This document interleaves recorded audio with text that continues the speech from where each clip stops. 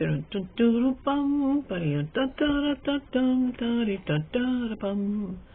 hello there.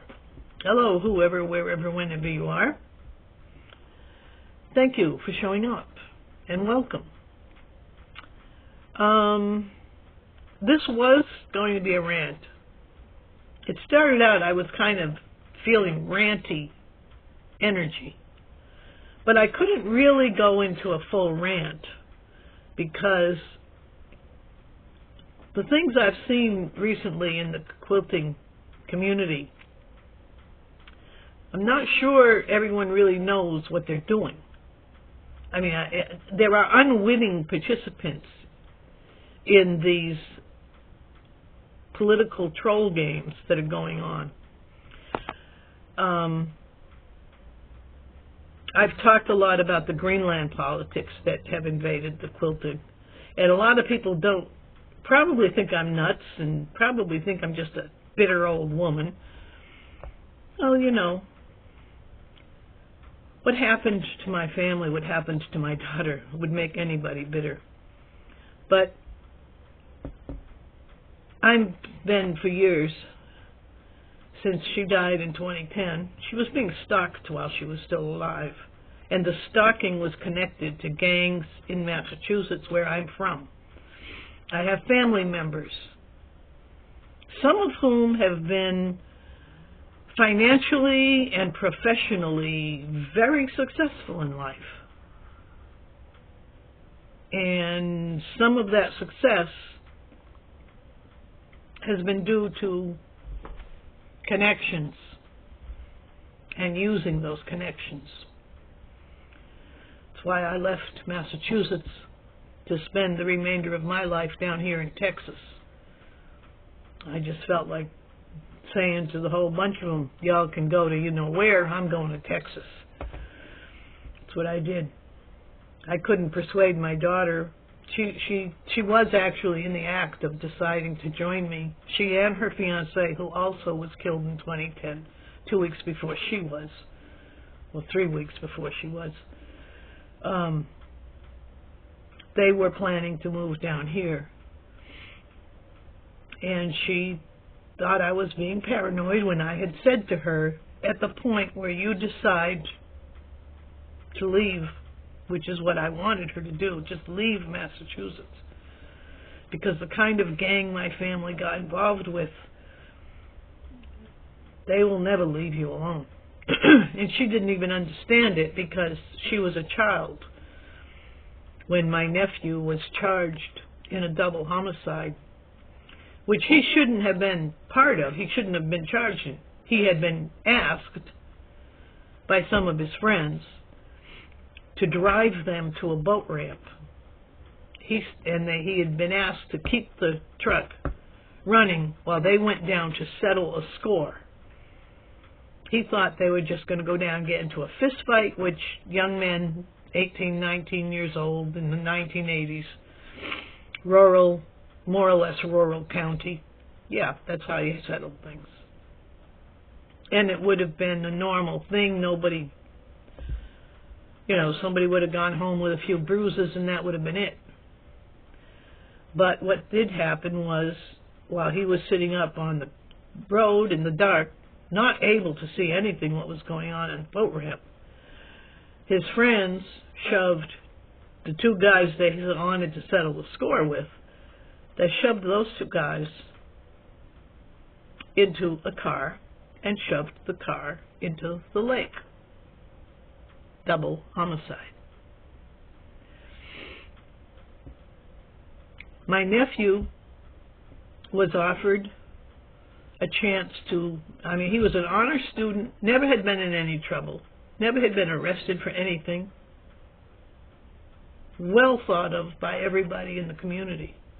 And he was offered a way out because he was being honest with the police about what really happened, and they said they didn't see him as being a responsible party for the homicides. But they wanted to know from him what led up to this. What score were they trying to settle? What really was going on? that led up to this, because he was a member of the circle of friends in which it happened. And my sister, his mother, was in fact entangled with white-collar crime. I didn't realize I knew some of the stuff she did was wrong and stupid. And that's really what I thought. Mostly it's Rena, you're being a jerk. You're going to get fired. What are you trying to do here? Well, where do you meet these people? They're like a bunch of crooks. And that's where her paranoia about what she was doing in white-collar crime. She was a certified public accountant working for 2 Massachusetts legislators and several law firms and other interesting businesses. And I never knew what was really wrong with what she was doing until years later when I finally sat down and connected all the dots. But of course she thought when I said these people are a bunch of crooks, she thought I knew what they were up to. All I knew was how they behaved. They behaved like a bunch of thugs. And I wondered, where on earth do you meet such people? Because they weren't our kind of people. So anyway, that's the backdrop to why I keep noticing this stuff going on in the quilters community. I mean, there's a lot more detail to the situation with the gang in Massachusetts because it is a white-collar crime gang. Politicians, people up in the level of Mitt Romney, what's her name that's up there now, Maureen Healy? Is that her name, the governor there? The governor, Mara, not Maureen, Mara Healy. She was the Attorney General when my daughter died. And she protected one of the people who had been stalking my daughter while my daughter was alive. She protected him. She's now the governor. And she had a reason for protecting that man. I won't go further into it.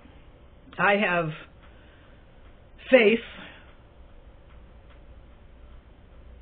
that over time justice will prevail, but it's not in my hands to make it prevail.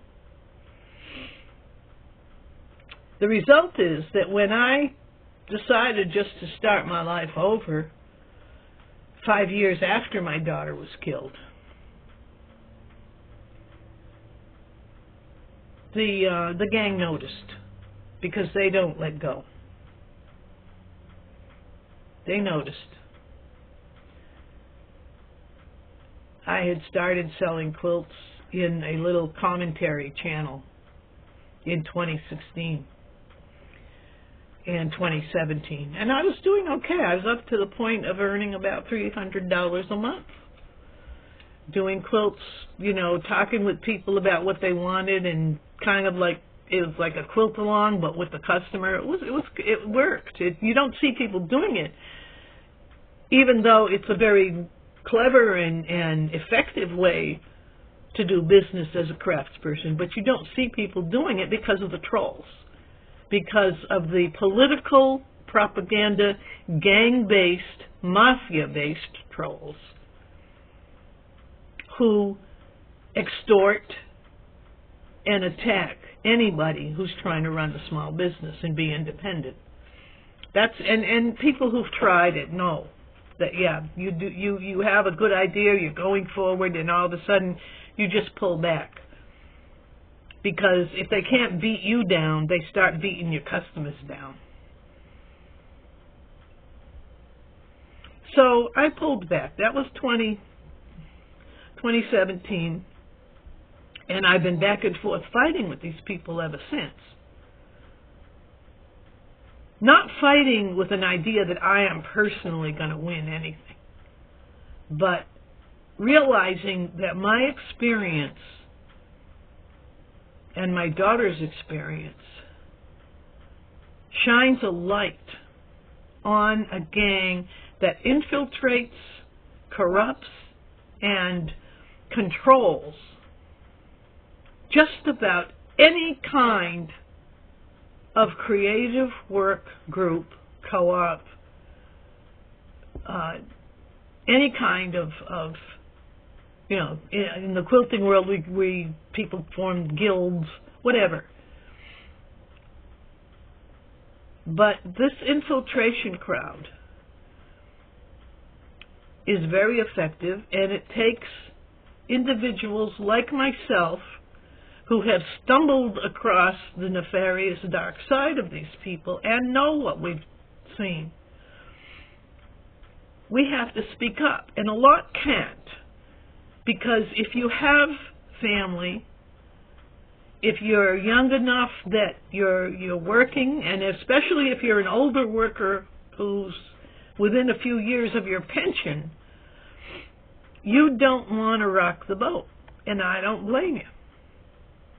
If they get their eyes on you, they will tear everything apart, and most people know that, and so they back off. And it's sad, because as a result, our entire cultural life becomes impoverished. But I am in a position where I don't have those worries. They've already taken everything from me that I valued. I have solid faith that vengeance is the Lord's, justice will prevail, and as long as I'm here to bear witness. And bearing witness doesn't mean running around grabbing someone by the collar and shaking them until they say Jesus. Bearing witness means keeping your eyes open and being willing to speak up about what you see.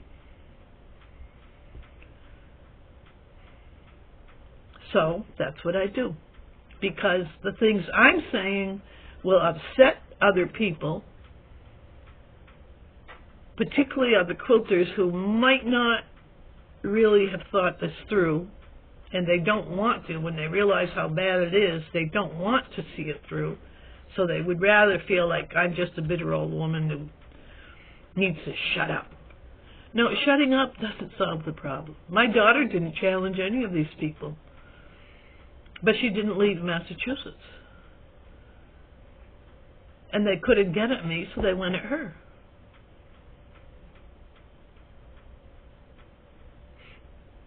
And that's it in a nutshell. So what's all this got to do with the quilting community? Well, that's where it gets interesting, very interesting. There's an Alice in Wonderland theme that runs through this gang, because my nephew's involvement, my sister's involvement with the Massachusetts Mafia, the real deal, right up to the State House. My brother was a state official, and he went on to become a state official in Vermont. My niece is a state official in Vermont today. I have another niece who was in the news in 2024 for basically attacking a school committee woman on the same school committee that she herself was on, because the person she attacked was challenging DEI policies in the schools. And that niece runs a nonprofit that funds DEI programs in the schools, and she was a school committee woman. Conflict of interest 5 different ways. And the result of her verbally attacking and traumatizing the other school committee person, who simply had asked a question about, do we even have a policy? We need to talk about having a policy on identity politics and girls' sports. Let's be proactive and form a policy. That's all she said. But it was enough, because the minute they start talking about it, they're going to start looking at what my niece was doing. And that level of corporate, political, white-collar I mean, read the headlines every other day. There's a new headline on that whole subject. So how does this impact the quilting community? This gang in Massachusetts has a theme about Alice in Wonderland. And they focus heavily on artisans. I know you're saying, okay, Denise, you got a tinfoil helmet right next to you, don't you? I know it sounds tinfoil helmet worthy, but listen to the facts I'm going to lay out for you. I started to come out of my self-imposed reclusion in 2016, built up my channel to 5,000 people, selling quilts, doing just general commentary on events of the day, nothing deep. And a cluster, the actual buildup of my viewership was due to the fact that some members of this gang are in internet channel social media marketing. And they will, in fact, support and promote a channel that they think they can exploit. But sooner or later, you don't even know why you're succeeding. But sooner or later, if indeed they are behind some of your success by their quietly promoting your channel and you don't even know it, sooner or later they will come in and say, hey, we've been so good to you. Will you please do this, that, and the other thing for us? And if you say, oh yeah, sure, and you don't have a problem with it, you go ahead. You never find out that anything was going on because everything's running smoothly. They're getting what they want. You're getting what you want. But if for any reason at all you do what I did, which is tell them to go fly a kite, and it was basically partly, I guess, my own stubborn individualism, but also because of what I've been through in my family, I smell a rat very quickly when there's a rat around.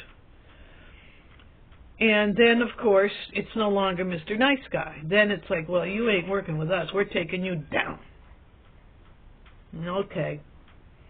So at that level, it doesn't seem like it's a big conspiracy. It just seems like, well, you ran into some nasty people, and now what are you going to do? You know, keep your channel up, or just let them take it down and start over with a new one, whatever. It's very serious if your channel is, in fact, your livelihood.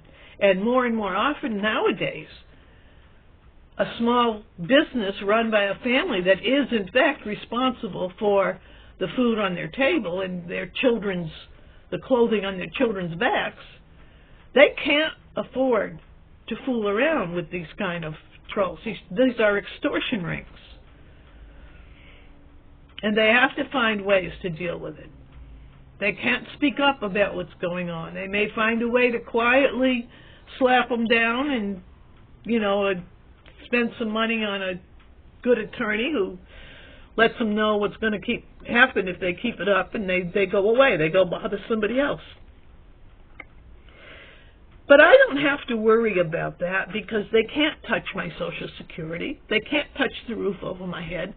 I don't own anything they can take. I don't have a career they can wreck.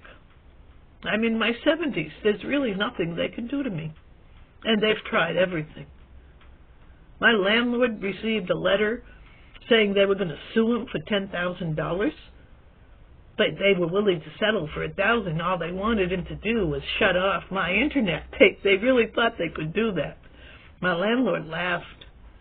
I'll tell you something. You don't own a string of working-class neighborhood apartments this close to the Texas border and not know what an extortion gang looks like. Believe me. He laughed. It's another reason why I decided, I can speak up. I can afford to speak up because they don't even know who has my back. More than just my landlord. My landlord has my back because there's people that have his back. Capiche? That was one. I mean, they tried to impersonate members of my family to the police to have me welfare checked on the allegation that I was suffering from Alzheimer's and shouldn't be left alone, needed to be put away in a nursing home or something. They tried that. One of them impersonated a police detective, claiming she was investigating me. And that was the thing that really got people on my side, because as much as the local police probably just felt like I was an annoying old person who moved down here from up north and brought these phone calls that they kept receiving, like, why did I even move here to be an annoying nuisance?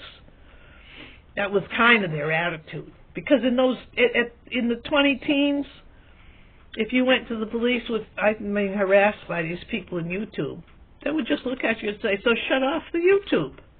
Who cares? But now, with the fact that these people have targeted policemen's families and done the same thing to them, and some of it is the same crowd trying to destroy society, well, now they take it a lot more seriously. And when this one, she's an Indiana woman, tried to push her way through, pretending to be a detective, and they asked her credentials, and she took offense that they would question her. You know, it's like, you don't do that to a Texas police department when you're calling from up north.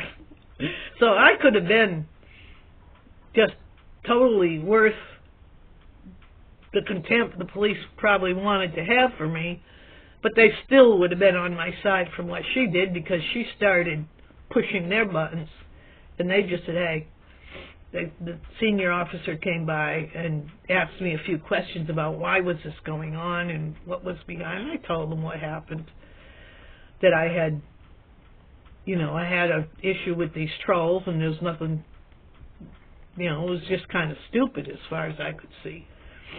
But he said, well, she shows up down here, she's going to be arrested for impersonation. And the harassment, they were also taking very seriously. And some of it, because some of it was attached to politics of these so-called revolutionaries, these anarchists. And that's where this thing that's going on in the quilting community comes in. The Alice's Wonderland quilt. I'm one of the people sewing that. I show up in the chats once in a while. I don't belong to the Facebook group. I stay out of Facebook.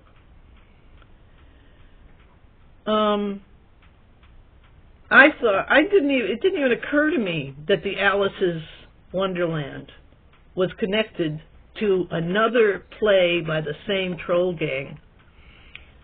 Back in 2017, they did a political game which involved Alice and Wonderland. Now, everyone knows the book, Alice in Wonderland. And this gang is more like a cult. If you want to know what I'm talking about, Google Cicada 3301. Cicada 3301 will bring up a lot of material that's going to be confusing. But in a nutshell, what it is it's a puzzle game that was put together by some programmers back in probably the 1990s. And it was just called Cicada. And it was a social networking program, code, that this guy wrote, and then he released it to the public by saying that the project had gotten too big and he had other things he had to do, so here's the code, You know, you could go to like GitHub and places like that and get code for open source projects. So he made it open source and said he'd been calling it Cicada, but it really didn't have a name. And it was all about social network, exploiting social networks. Keep that in mind with what I'm going to now describe about the exploitation of craft communities like the quilting community. Now, this, as I said, this gang is also very cult-like. It does have a religious kind of political philosophy guiding it. The political philosophy is basically anarchist. The religious philosophy is basically Gnostic. But there's a modern splinter of Gnosticism called Discordianism. That's what's running the YouTube extortion rings. If you have a group in Discord, you've already swallowed the bait. They set up the Discord platform to get people to set up their social networks there instead of in Facebook or in addition to Facebook, whatever. But the Discordian platform is run as a gamer platform for gamers, and it is gamers who are in the upper echelons reading all of the identifying code that when you log on anywhere, you know, that's how police catch criminals. They say, oh yeah, we know he was here at that time and then he was searching for this over there and, you know, he went to that ATM in that city there at that time and blah, blah, blah. Well, that's because there's an identity attached to every computer and every phone and every device so that wherever it logs on, even though you might have 10 accounts and 10 different nicknames, so that people looking at the accounts have no clue who you are, the number attached to your device reveals who you are. And the code, people who know what they're doing in the upper echelons of the Discord platform, they don't care what the quilters are doing and who's around. Oh, that's my thing, you know, come to my channel and join my Discord. That person doesn't have access to all that stuff. That person's not up to anything bad. But this other layer behind it. Getting back to Alice's Wonderland. Okay. As I said, this group, there's a religious aspect that is related to Gnosticism. If you don't know what Gnosticism is, it's actually in and of itself nothing bad. Most people would say, well, that's just very interesting stuff, because it's older than Christianity. Jesus himself may actually have been influenced by Gnostics, because if you know about Christianity and the Essenes and the Dead Sea Scrolls, a lot of Gnosticism shows up there, and there's been a lot of discussion among scholars and historians about how far the influence went on Jesus growing up, because some of his teachings repeat themselves among the Gnostics, but the Gnostics are not Christian. The difference is that the Gnostics are more like New Age, where you become godlike through these various things that you can do. It can be very occult. But there's also an aspect to it which you can see when you start to think about it. This is what's ruining in our society. This idea that the earth is a prison and physical life is bad and you have to ascend to the spiritual realm.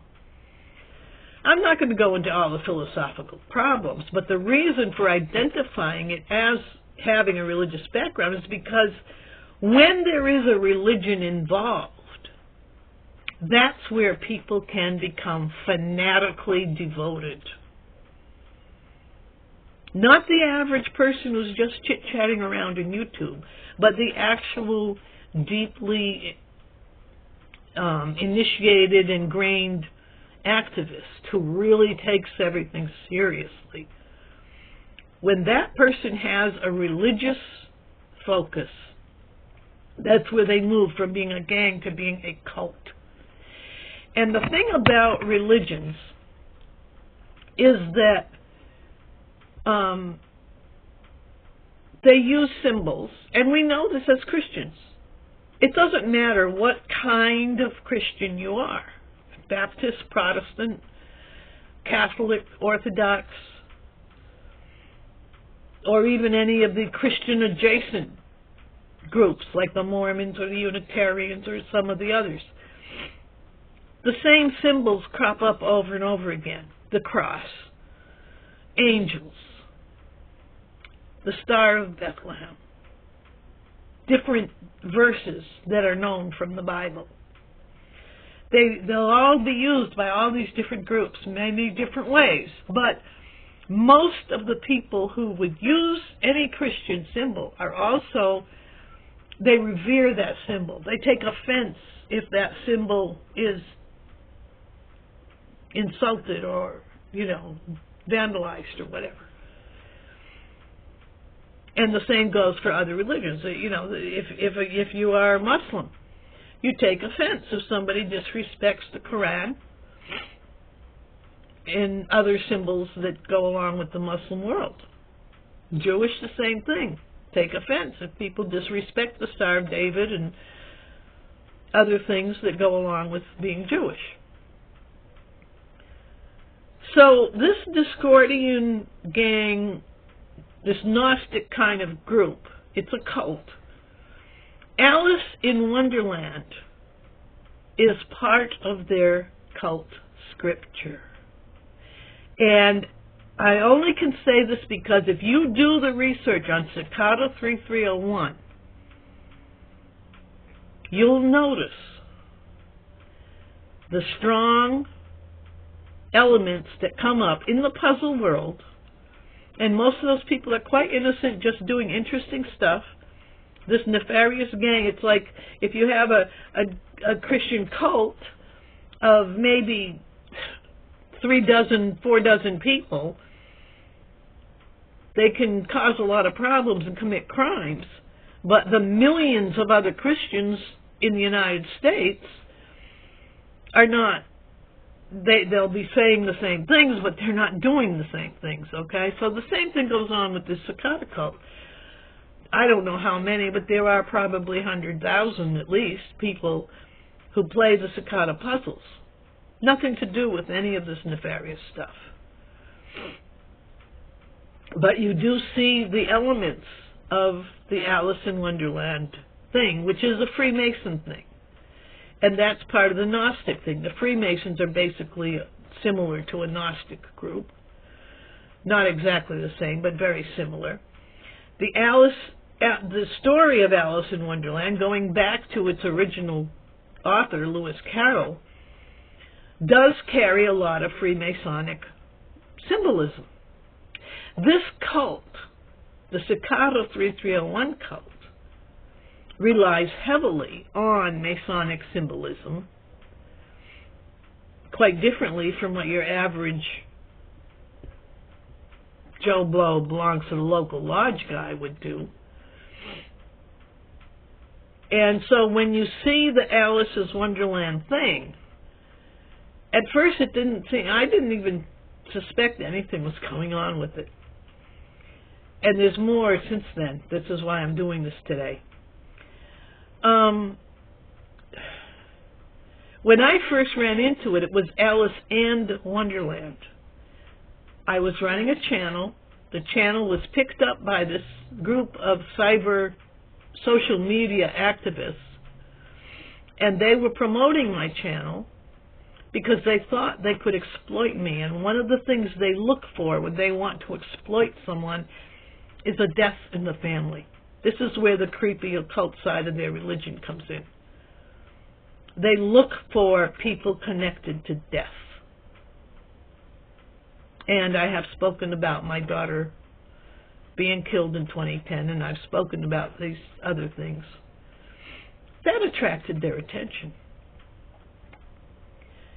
I thought I was looking at a harmless American political riddle game in 2016 when I saw a riddle about Alice and Wonderland. It was part of the Cicada puzzle game. And that's how this cult finds people. It's social media, you're going to see stuff, and you react to stuff. And if you react to the puzzle game, they're watching to see who's reacting. Well, I reacted. I thought, well, that's interesting.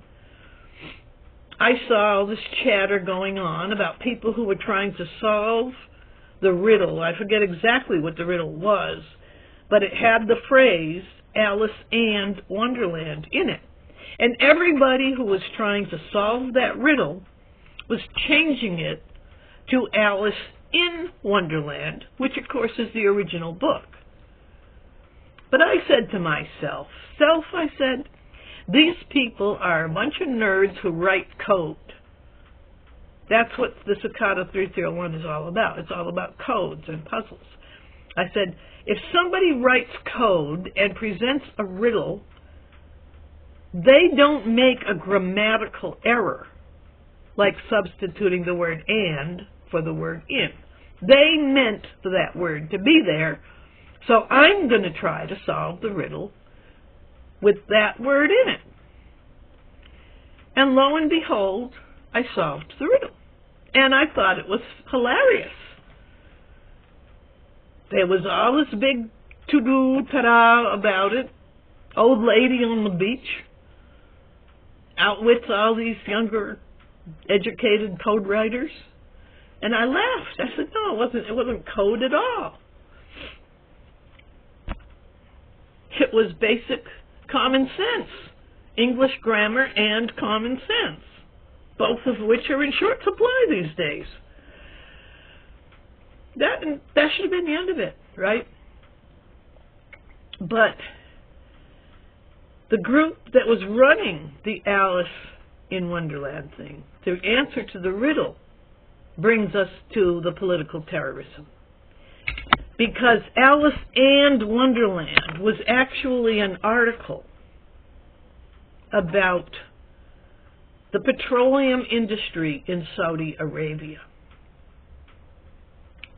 And I didn't really see anything significant about it, but this cult is obsessed with the petroleum industry, with international shipping, with ports. This cult caused the evacuation of the port of Charleston, North Carolina, or South Carolina. I always get it wrong, but in the Carolinas there. The port of Charleston is a pretty big port on the eastern seaboard. And they played a prank to evacuate that port in 2017, and that was pretty serious. One of them got arrested. A guy named George Webb. His brother was the one who was focusing on me, not only because I called attention to myself by solving the Alice and Wonderland riddle, but I live in Corpus Christi, a big port, and one they were really focused on because if you remember the Keystone Pipeline controversy of the 2015 and 16, I forget exactly when it got shut down, but it was in that time range, 20-teens. That pipeline that was being built from Canada to the Gulf Coast, Corpus Christi would have been the end point to put that oil from Canada onto ships to go out to sea. So this group, they're known to security around here. I had no idea what was going on, but I found out right quick. Because George Webb, the one who got arrested for the the prank, basically it was an attack to evacuate the place. It affected that badly. Well, his brother was the one who was focusing on me, started making videos talking about me and saying that because, if you watch my videos, I'm into zero waste and sustainable living and all this stuff, natural products. So he tried to twist that into saying I was an eco-radical and tried to kind of write me into their terrorist script. And he made some videos which showed some electronic gear that you do see on boats. I don't know if he realized it or not, but I have been around boats. I've been sailing. I know a little bit of what I was looking at. And I got upset, and I immediately called the Port Authority. Now, this gang had already set it up. They thought I was going to call the local police. That's why I said earlier they were making all these stupid phone calls. They were setting it up so that if I had called the city police, they hoped the city police would just, oh, that's a crazy lady again. Just tell her not to worry about it and don't worry about it. Just don't even make a report. That's what they're hoping would happen. But I already knew what I was up against with this extortion ring because they'd already put pressure on me. I'd already received a threat from one of their friends that said, you need to work with this guy, and if you don't, I'm going to say this and that and the other thing about your brother. And I just proved to him that if he tried to say that, he'd look like a fool because it was so quick to prove that he was lying. And I said, my more interest to me was, where did you get this lie to tell? Where did you get enough information about my brother to even connect such a lie to him? Where did you even find out I had a brother? I was much more interested about who was feeding this guy that information than in what he was saying. And he was no threat because he had no idea how stupid the lie was. But that's what I was dealing with. And this guy, and it was over my refusal to work with George Webb and his brother. They were controlling a lot of the initial QAnon rise. If you remember that, how all these channels just became quick money makers. Well, they weren't doing anything wrong. They were being marketed by a group. Some of them didn't even know this group was doing it.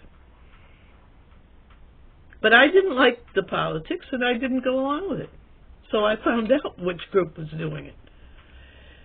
And the recruitment at the cicada level is where they get people that they can get into their leadership because they're looking for people who can break code, who have the right mindset to break code, to write code, to hack. It's part of the Anonymous Collective, which is an anarchist, terrorist collective.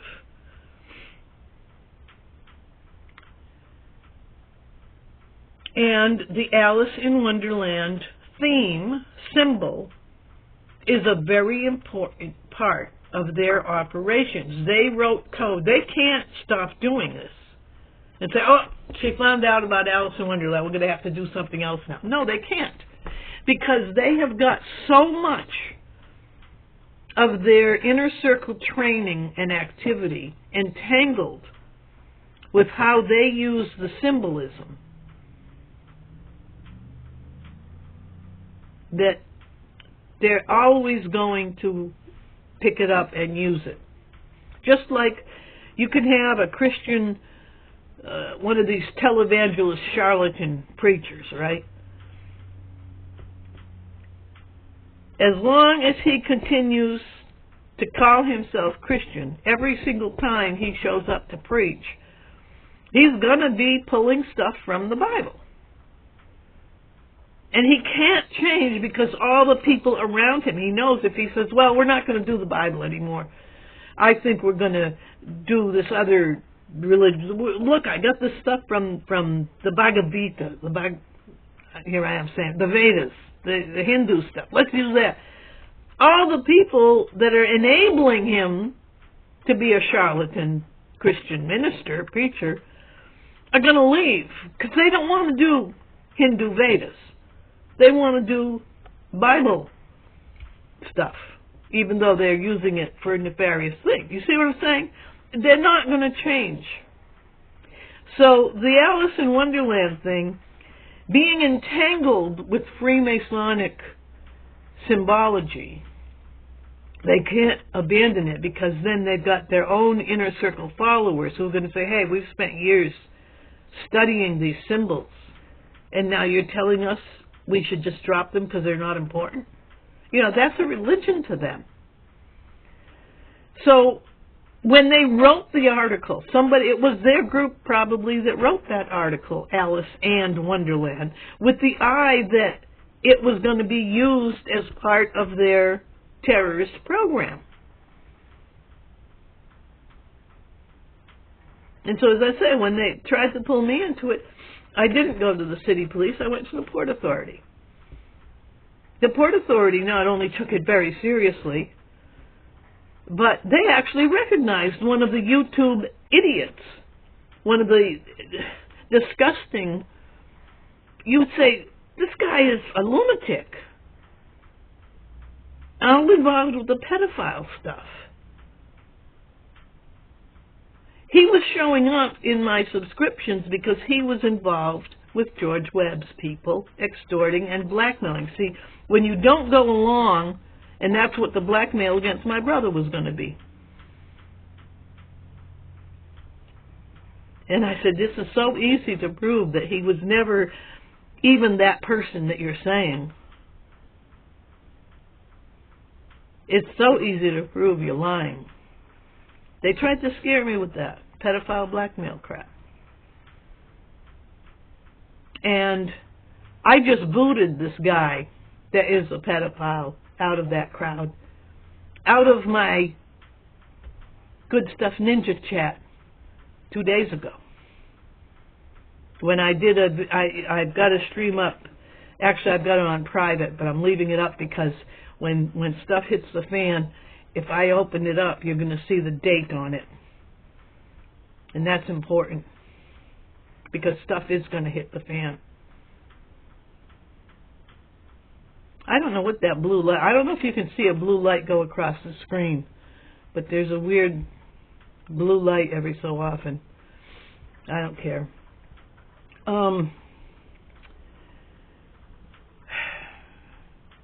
So they can't let go of the Alice and Wonderland. So the Alice's Wonderland, another thing that's in common with these two is it's a play on the title. So you're thinking Alice in Wonderland when it comes up. But it's just got that one little syllable off. It has the possessive Alice's.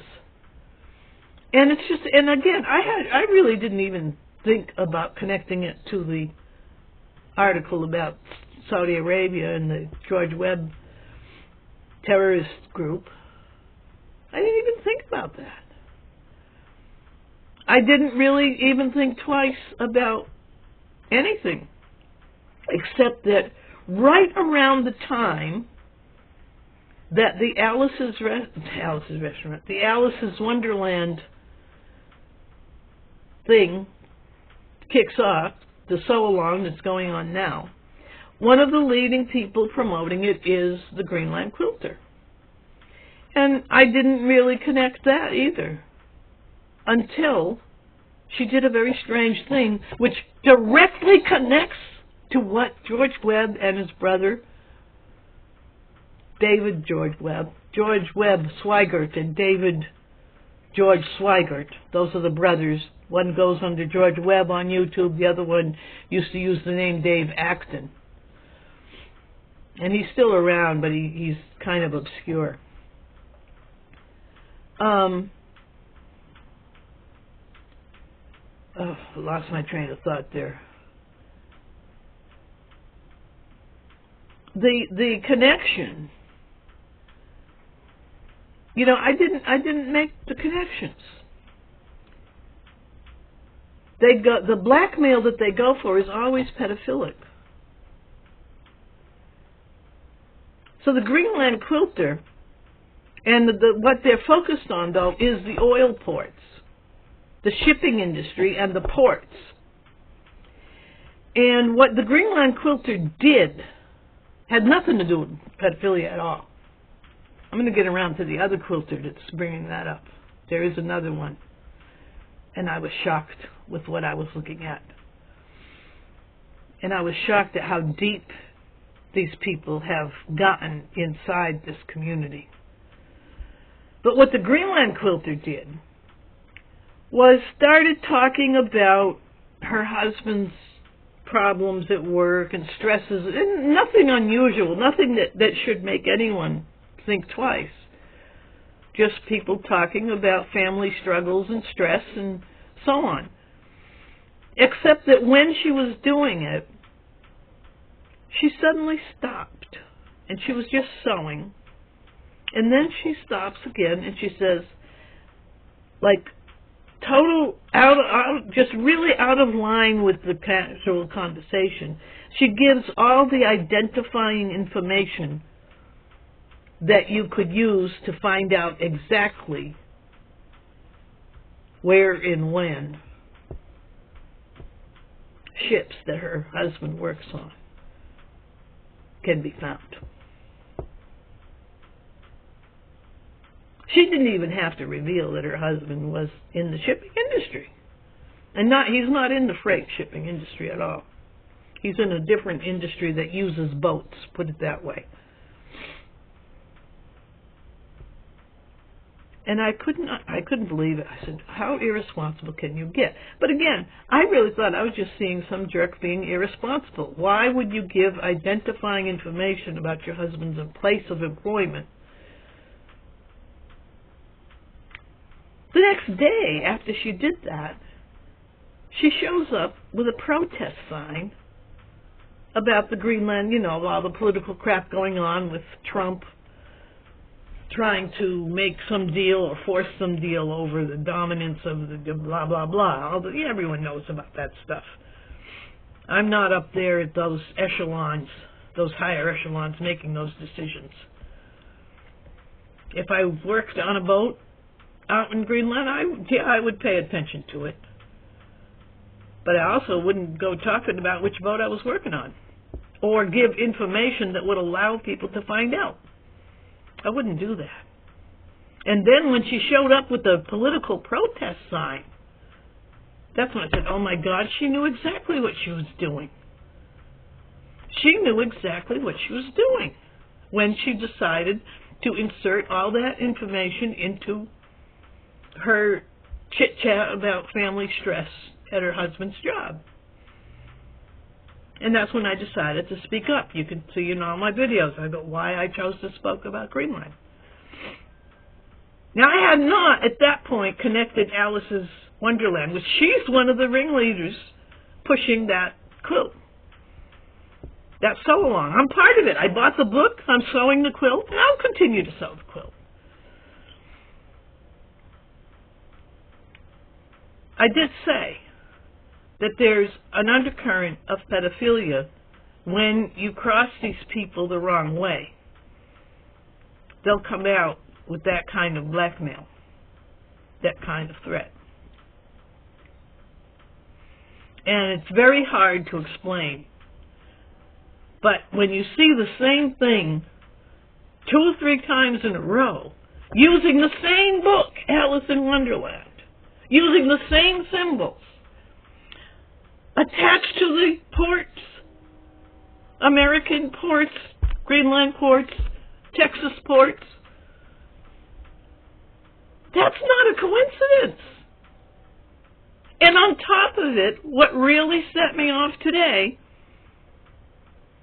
Sarah Fielke. Fielke. British sounding voice. I don't know. I am getting pretty good at picking apart and discerning the various British-sounding accents, whether they're Australian, New Zealand, Scottish, English, whatever. But she's somewhere up in there. And she's an award-winning expert quilter. She does show quilts. She has suddenly decided to do something called Down the Rabbit Hole, off the Alice in Wonderland symbolism, which she says was suggested to her. And of course the words down the rabbit hole, that's a very common cliche about any kind of problem. I'm going down a rabbit hole right now. Any kind of deep problem that you start to explore. That's a cliche in YouTube and other social media. So it's completely innocent that she suddenly decided to do some videos on that. But I was looking at a different person's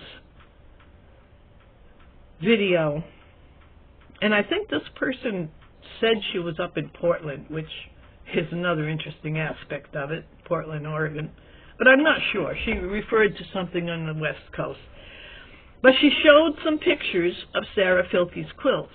And the first thing I saw was the pedophile flag.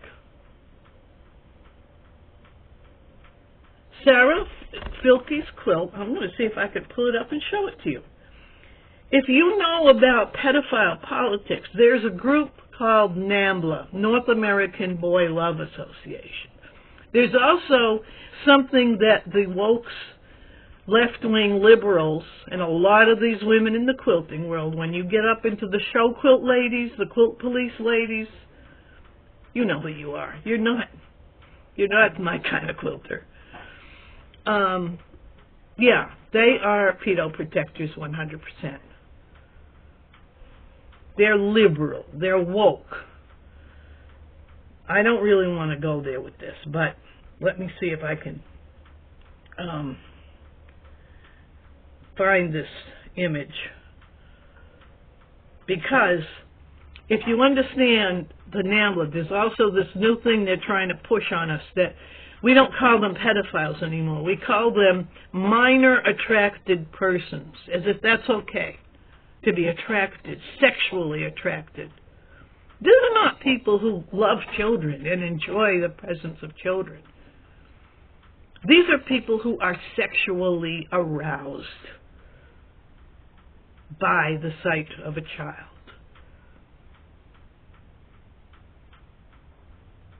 The one crime for which Jesus said, hang a millstone around his neck and throw him in the water.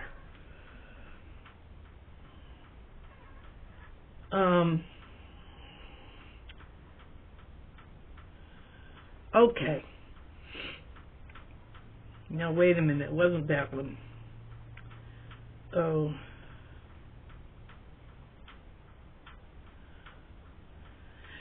Just a second while I look at it.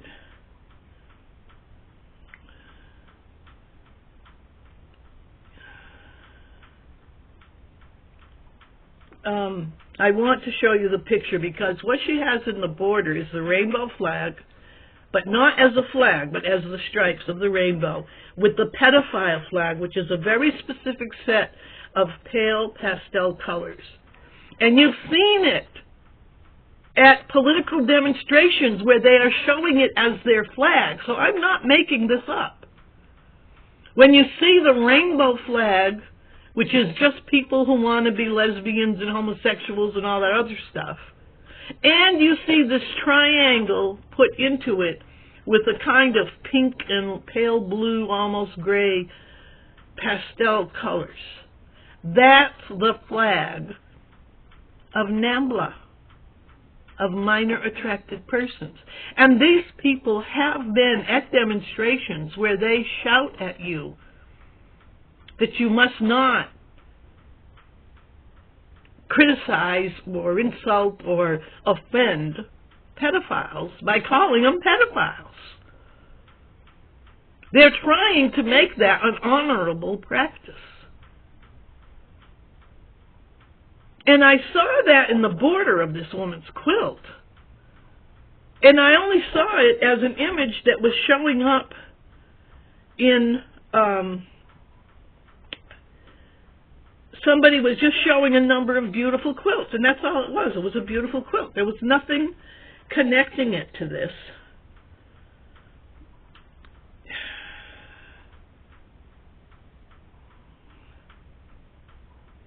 Okay, here it is. I've got it.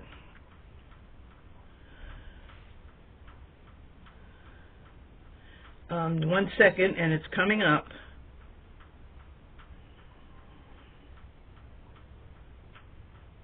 Cynthia England is the person who's presenting this, and she's probably completely unaware of any of this. She probably, if she's listening to me now, she's saying, what the hell? What is this lady on? Okay, come on, it's almost here. I'm letting it go through. I don't want to show any of the other stuff that isn't connected. Okay.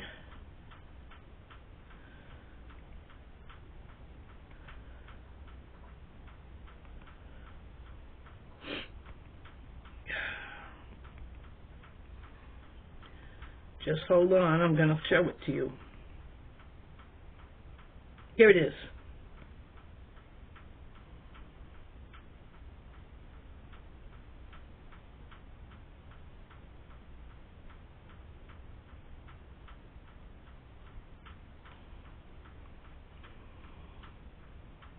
You see that? The one that's partly hidden by the text? What you see, it's hard to tell in this because it's not picking up the colors, but that what looks like a blue stripe in the middle there, surrounded by the rainbow. When I look at it on the screen in front of me, it's a pink and blue stripe that reflects the pedophile flag that is inserted inside the rainbow flag. And she's got it in the border of this quilt, 2023, Homeward Bound. And she's got the rainbow and the pedophile as the border on this quilt. Now, there's nothing in here, nothing that she says that indicates any political intention. And it's possible that she's being manipulated. I don't know anything about Sarah Filke. I saw this quilt, and then I listened to see who it was, and I went and I looked her up. And then when I looked up Sarah Filke, she says she's got 2 videos in a playlist called Down the Rabbit Hole.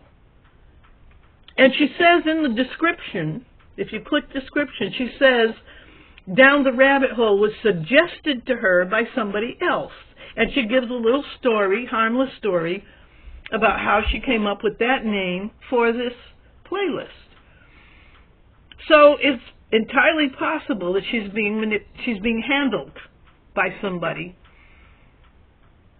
But it's also kind of interesting that she felt like she had to explain that. Maybe because other people have asked her, why are you doing this? I'm not the only one who notices these things. I might be the only one speaking up so boldly about it. But here's another interesting thing about the rabbit hole connection. There's a guy who was definitely part of the cult in Massachusetts. He was selling his book. They run book sale lectures. And that's, if you think about how cults use these book sale system, they find a few authors, or they promote a few, they'll find someone that they'll say, hey, you should write a book and we'll promote it. They'll create authors, but that's how they get out there. And they have these conventions where they pull people together to sit and listen to an author speak and lecture on his topic. Look up the Lori Vallow, Chad Daybell cult, that fringe Mormon group, that they're both in prison now for deciding half their family members were zombies and trying to start killing them off. And I'm only suggesting you look them up because Chad Daybell was writing books. Lori Vallow was, both of them were involved with several people who were running book-selling system to promote their cult. It is a device. It's a method. Okay? And I know that this guy, David Schurter, that I've spoken about in my videos, I've defended him. he was pulled into that cult. And he wrote a book. Supposedly he grew up in a ritual abuse family. All kinds of pedophile accusations. He did time as a juvenile because his stepfather was arrested. According to his story, his stepfather was arrested for participation in a pedo ring.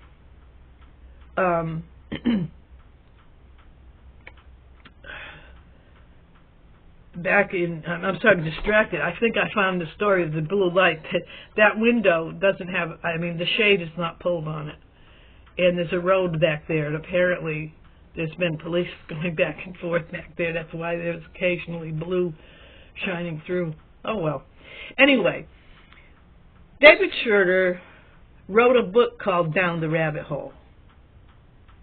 That's what he entitled his book about his pedophilic family experience, which he wrote as a way of telling people how bad it was, that these things really happen and people can really grow up in it, and this is what happens to you if you have that in your life, and blah, blah, blah. He also is a quilt maker, and he sells his quilts, and God bless him. But I say, you know, I defend him because I don't know how much of his story is true, but I do know that that is the cult in Massachusetts that's responsible for stalking my daughter.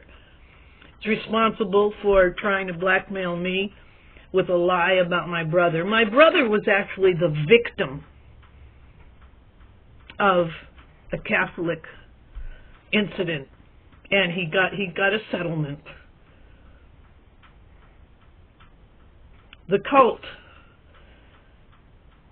around these people, and if you see this troll Cannonball showing up in the quilts, he's a big member of that cult. He was involved with the attack that I mentioned already involving the ports. He showed up in my chat. Cannonball, B-A-W-L. He uses that. He'll show up under other names as well. And you'll recognize him right up at bat. He acts like a thug because he's a thug. He's into all kinds of weird pedophile crap. He's, you know, a total deviant. This is not material quilters like to handle. No pun intended. But it's there. And now here's the other thing. Another member of this extortion ring has a channel called Not My Rabbit Hole. And what's interesting about her, she started her involvement with the extortion ring after David Schroeder's book was published. And so she echoes the rabbit hole image in her channel title. She contacted me in 2022 or 23, I think it was 23, to ask me to be a guest on her show to talk about the problem of YouTube and, you know, social media true crime vigilantes. And I didn't do enough checking on her professionalism or lack of it, because she does have a professional resume. She does have credentials. And I didn't check beyond the credentials to see if her behavior was what you'd expect. And it turned out that she basically tries to extort the work of the person, make them part of her thing. But what was interesting to me was the fact that she and David Schroeder, they echo each other. And while I continue to defend Schroeder as being someone who's, you know, obviously more than a little damaged, but who wouldn't be if even half of what he claims is true. And nobody's ever proven that he's not the person he claims to be. I haven't even seen anybody attempt to prove that he's not the person he claims to be. The person whose father was arrested as part of the Franklin Credit Union scandal. That's all highly documented. But they are using this rabbit hole thing, and they're playing a marketing game which these book-selling groups play, which is to rope people into the controversy, and you build sales of your book that way. The guy who was threatening me, I mean, the threat was delivered to me by someone who is now my friend, but he received the information from George Webb's brother, Dave Acton. What Dave Acton had done was wrote a letter to the university where my daughter died. She was found dead on the campus of the University of Massachusetts. He wrote a letter in which he spelled my name wrong and gave the wrong first name for her, and said that he wanted all the information on the death of this person, whose mother is this person, and he spelled my name wrong. And he wanted all the information because he's a journalist. It's what a lot of them claim to be. Of course he got an answer that there was no such person, because there was no such person according to his spellings. He then used that letter to convince the man who's now my friend that I was lying and I made the whole thing up because I was one of their best game players. And now, because I was backing away from playing the game the way they wanted to play it, which was to try to force an evacuation of Corpus Christi the way they did of Port Charleston, and then there was a whole other part of their thing that ended up being part of the explosions at Port Neches, and that's where that guy Cannonball comes in. He's a nutcase veteran of the Coast Guard. He's a Coast Guard veteran who has a grudge against the United States because of something or other he claims happened to him. And there's no reason to even go into it except to point it out. Interesting connection. And he's heavily entangled in all the port terrorism.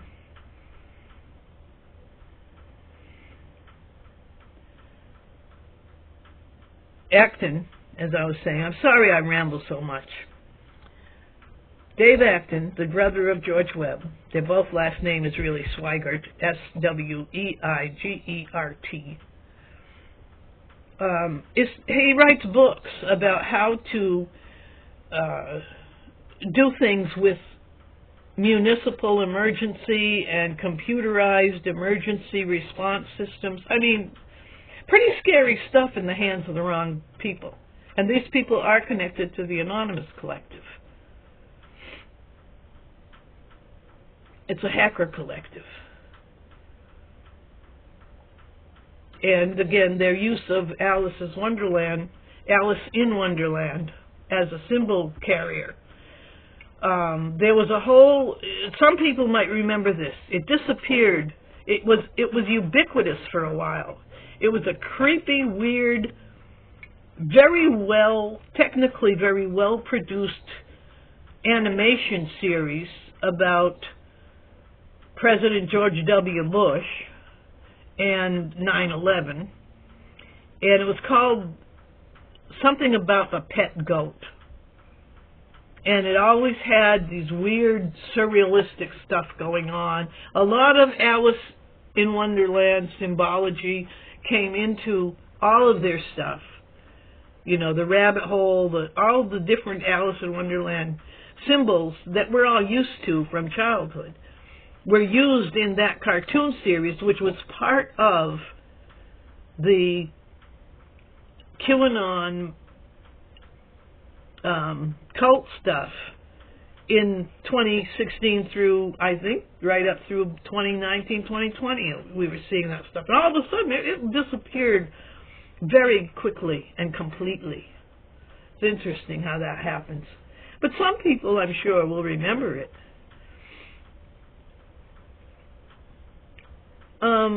this thing with Sarah Filke, she gives me the impression that she's in that upper class, woke, professional, white collar female class, the show quilt class. That she probably does think she's doing something clever for liberal politics on behalf of the alphabet soup crowd. But there's also the possibility that she's clueless, that she's got friends who see her as a useful carrier if she's open to people telling her things that she might even be including that design stuff, may have somehow been presented to her as something, you know, I don't know if she talks over her quilt designs before producing them. If somebody says, oh yeah, I like this, what if you were to add this to that? What if you were to add this little strip of colors in there? Maybe that's very simple, anything's possible. Maybe she simply accidentally came up with showing the pedophile rainbow flag as the border of her quilt. But most likely, she's one of these clueless idiots who thinks she's doing a wonderful thing and a clever thing to sneak that in, so all those ignorant people will receive this wonderful thing and not know what's going on. Because she probably is one of those upper-class females that doesn't think pedophilia is a horrific crime. Because it never happens to people in her class, according to her. Actually, it does. An awful lot of the pedophile crime world is among the wealthy. They don't speak about it much because they have other ways of dealing with stuff. Doesn't matter whether she's aware of what she's doing or not. The fact that she follows up with a playlist she's just started called Down the Rabbit Hole. Well, here's a rabbit hole you can go down. And what is going on? Why are they doing this into the quilting community, okay? You're wondering, what does the Greenland quilter have to gain from playing this game with Alice's Wonderland so long, while identifying her husband's exact position and location? Well, look how easy it will be to rabble-rouse a bunch of unhinged lunatic supporters who will feel very, very sympathetic if something terrible did happen.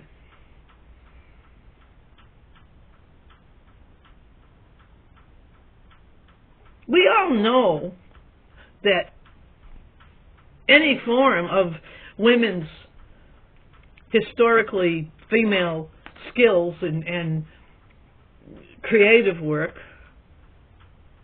is being taken over by gay men. And unfortunately, it's a simple, probably biologically necessary fact of life that gay men are frequently supported, promoted, and protected by postmenopausal women. It's because heterosexual men are actively looking for younger women. It's just in there, it's hardwired into them. That's what they want. And if you go back to the Stone Age, when you could step outside your cave door and cave entrance and get eaten by a saber-toothed tiger, a woman needs a man around to protect her. And postmenopausal women don't have an awful lot of interest, attraction for healthy young heterosexual males. But homosexual males, they don't mind keeping company, and they're interesting to talk to. They can be very nice people. So it's a natural tendency. But in today's world, every natural tendency is exploited much more efficiently than it could be exploited back in the Stone Age.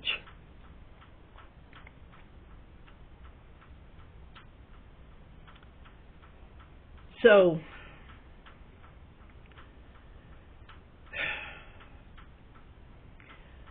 I hope that nothing happens. I hope that everything I'm saying is as stupid as some people think it is. But every time I think, Denise, you're wrapping your head in tinfoil, cut it out. Which I was thinking about speaking up about Greenland, making the connection to Alice's Wonderland. And then, what marches across the screen in front of my eyes? A beautiful, really beautiful, standard, traditional type of applique quilt with the pedophile flag for its border, not being presented by a pedophile trying to promote his deviant interests, but being presented by a couple of middle-aged, upper-class, professional-level white women.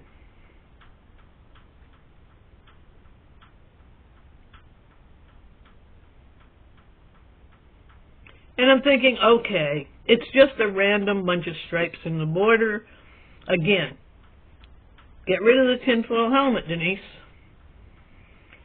But, you know, I probably should look at Sarah Filkey's channel to see if she promotes this stuff. I look at her channel, there's no promotion of any of this political stuff in it, but there's suddenly a playlist that she just started up, and she says was at the inspiration or suggestion of her friend Edel, E-D-E-L. And she calls it Down the Rabbit Hole, which doesn't have anything at all to do with the border on that quilt. So it's not a natural progression of a design. If she was doing actual Alice in Wonderland designs, which I would love to do, that was one of my favorite books as a child, Alice in Wonderland. And the black and white checkered border around it. I had this big book. I think it predated the Disney movie, because the illustrations in it were not all Disney-esque. It was a very beautiful book. And I would love to do a quilt about the caterpillar on the mushroom, or the rose garden and the cards. So I'm thinking, but there's no logical progression from this Homeward Bound to that. And it's just another terrific coincidence.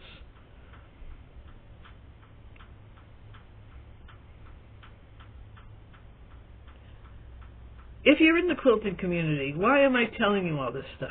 So that you won't be sucked in. So that if something happens and everyone starts demanding that you attack somebody else for not having sympathy or empathy, that you say, wait a minute, this is really nasty manipulation. And we need to stop being manipulated. Well, God bless some, have mercy on some, and to hell with the rest. You can choose the group you're in. Denise Matteau, over and out.